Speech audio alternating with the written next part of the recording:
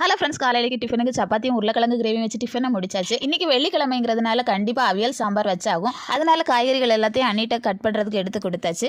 அவங்க காய்கறிகள் எல்லாத்தையும் கட் பண்ணி தர நான் இந்த பக்கம் அவியல் சாம்பாருக்கு ஒவ்வொன்றா ரெடி பண்ணிட்டு இருந்தேன். தொட்டுக்கிறதுக்கு ஏதாச்சும் காரசாரமாக வேணுங்கிறதுக்காக பாகற்காயை கட் பண்ணி தீயல் வைக்கலான்னு அன்னி பாகற்காய் கட் பண்ணிட்டு இருந்தாங்க. அவியலுக்கு காய்கறிகள் எல்லாத்தையும் கட் பண்ணி தந்தாங்க. அதை ஒரு அடுப்பில் வச்சாச்சு.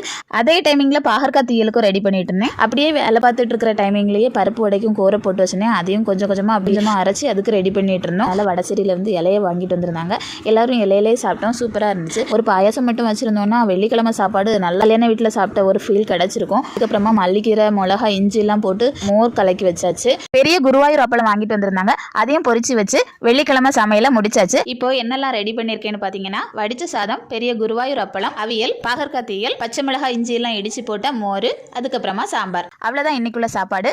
வீடியோ பிடிச்சிருந்தா லைக் பண்ணுங்க. மறக்காம எங்களோட அழகு தேவி நிலம் சேனலை சப்ஸ்கிரைப் பண்ணி வச்சுக்கோங்க. தேங்க்யூ.